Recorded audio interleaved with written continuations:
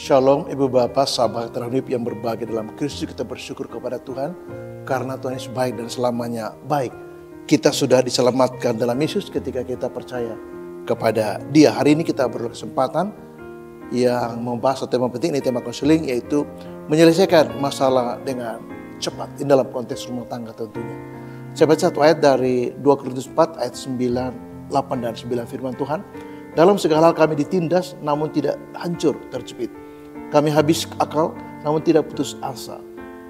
Kami dianiaya namun tidak ditinggalkan sendirian. Kami dihempaskan namun tidak binasa. Nah, ini mengingatkan kita bahwa Paulus ingin mengatakan bahwa sekalipun ditindas, kita tidak menjadi hancur dan terjepit.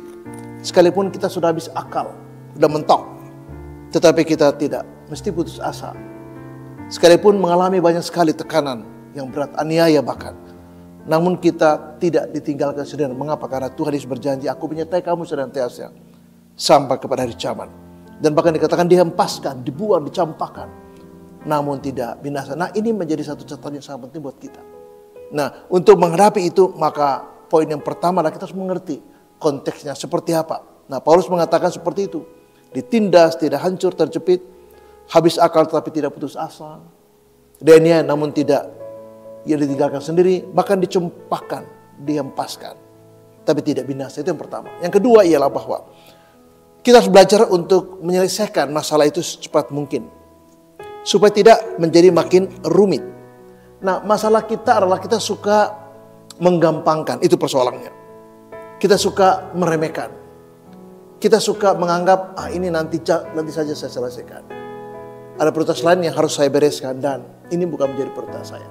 Nah, ketika cara pemikiran kita seperti itu, maka sikap kita akan berubah.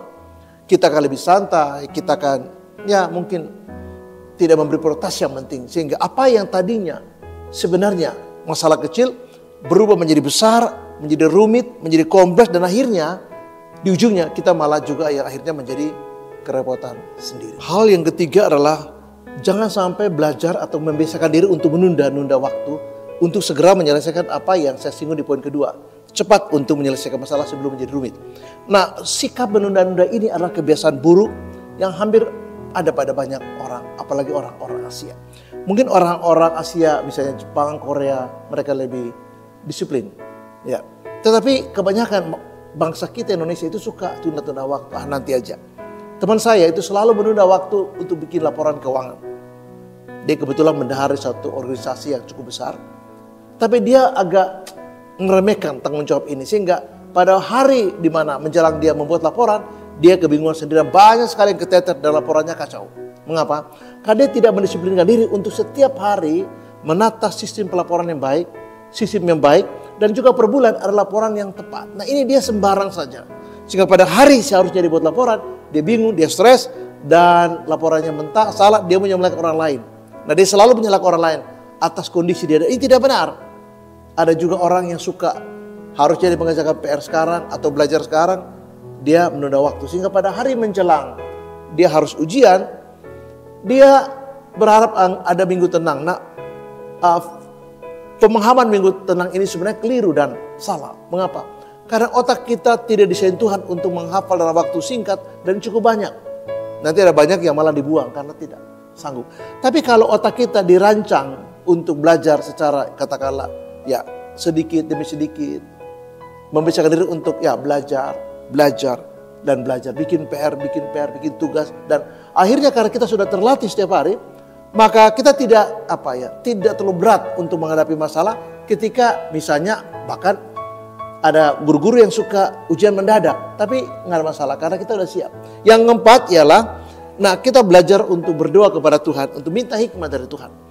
Kenapa? Supaya kita tahu apa yang harus kita lakukan. Nah, untuk menyelesaikan masalah dengan cepat, yang benar dan yang baik, kita perlu bimbingan Tuhan. Nah, Daud itu selalu meminta petunjuk dari Tuhan. Dia selalu bertanya kepada Tuhan. Bahkan dalam situasi yang sulit, Daud selalu bertanya pada Tuhan. Dan ketika dia melangkah, dia tahu bahwa apa yang dilakukan itu adalah seturut seperti yang Tuhan guidance buat dia, seperti yang Tuhan sampaikan buat dia. Dan itulah sebabnya Daud tidak pernah kalah dalam sebuah pertempuran. Mengapa? Karena dia pastikan bahwa sebelum dia melangkah, dia bertanya pada Tuhan. Dan apa yang diambil, keputusan dia pilih adalah benar. adalah tepat. Dan di endingnya dia memperoleh hasil yang cukup baik. Saya menutup pertemuan saya yang mengatakan begini.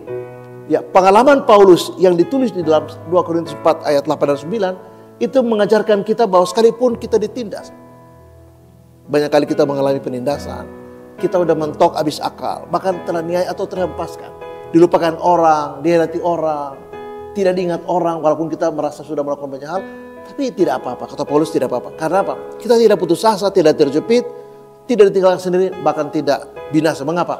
Karena ketika kita mengenalkan Tuhan Yesus, apapun masalah kita, baik pribadi maupun keluarga, rumah tangga, Tuhan akan memberi kita jalan keluar terbaik. Tuhan Yesus memberkati dan shalom. Amin.